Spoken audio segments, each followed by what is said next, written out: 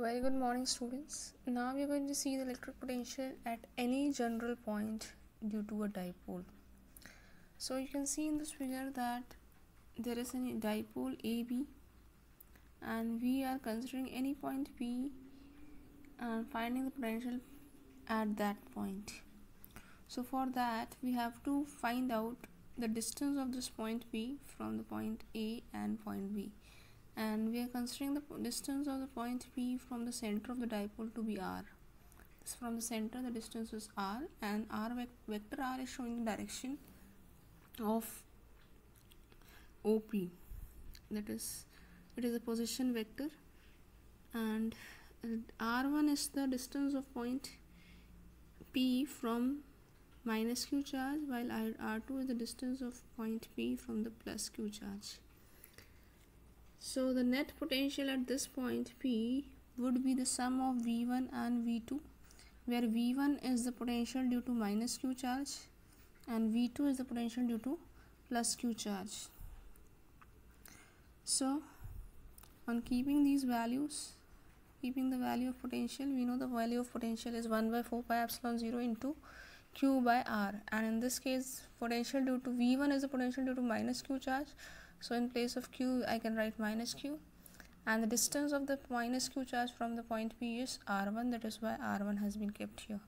Same way for V2 it would be q up 1 by 4 pi epsilon 0 into q by r2, and this can be further written as q upon 4 by epsilon 0 as common, and in bracket it will be 1 by r2 minus 1 by r1.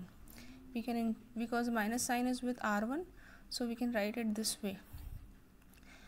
And on solving it further, it can be written like this, that is q by 4 pi epsilon 0 into r1 minus r2 upon r1 into r2.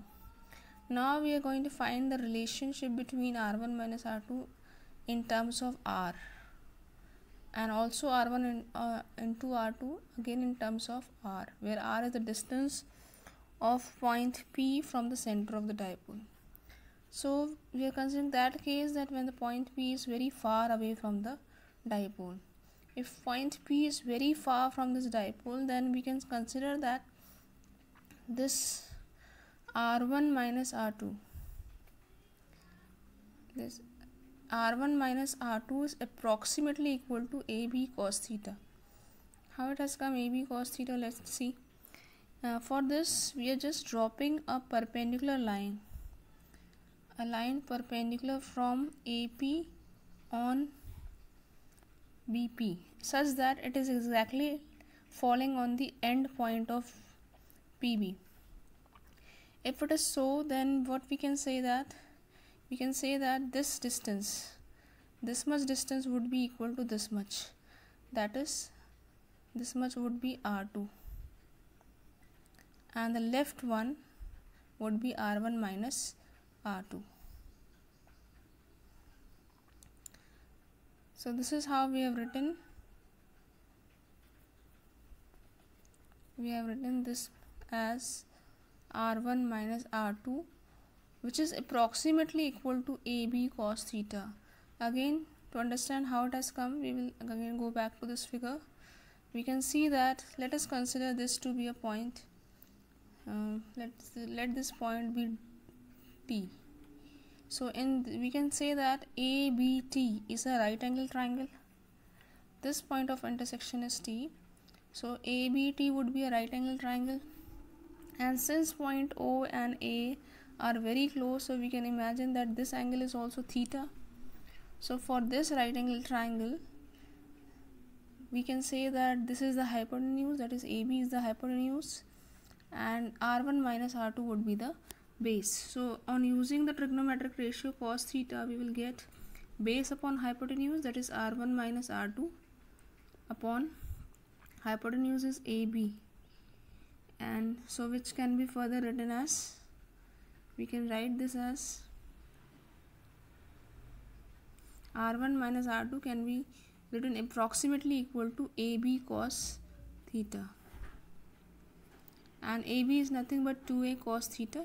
So r1 minus r2 is approximately equal to 2A cos theta, and same way r1 into r2 is approximately equal to r square. because R1 and R2 both are equal to R. Alright.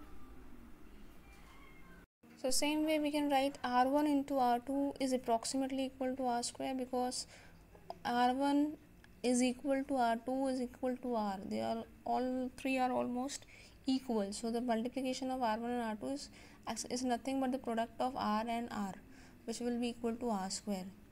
It is approximately equal to R square. I am not saying that it is exactly equal to R square. That is why the sign approximate is there. So again, keeping these values in the previous formula, as you have seen that V is actually, from here you can see that R1 minus R2, it is R1 minus R2 upon, it is here you can see that it is R1 minus R2 upon R1 into R2.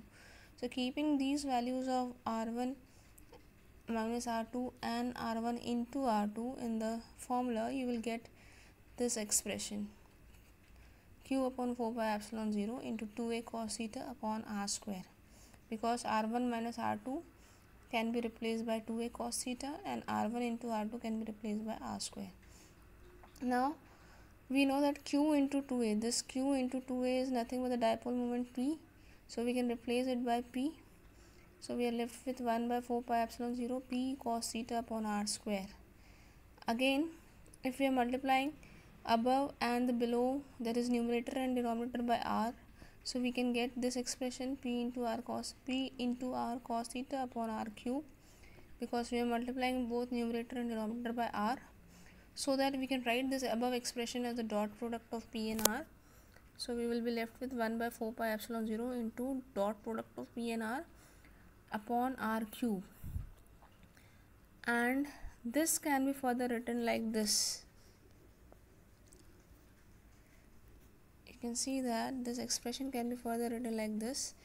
Why it can be written like this? Because we know that unit vector R is equal to vector R upon mod of R, and this vector R can be equal to R into unit vector R. From here we have got this unit value of vector R to be R into R unit vector R.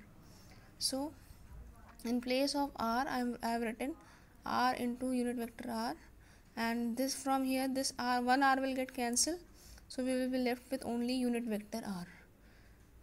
So the final expression for this is the last one, that is 1 by 4 pi epsilon 0 into P dot vector P dot unit vector R upon R square.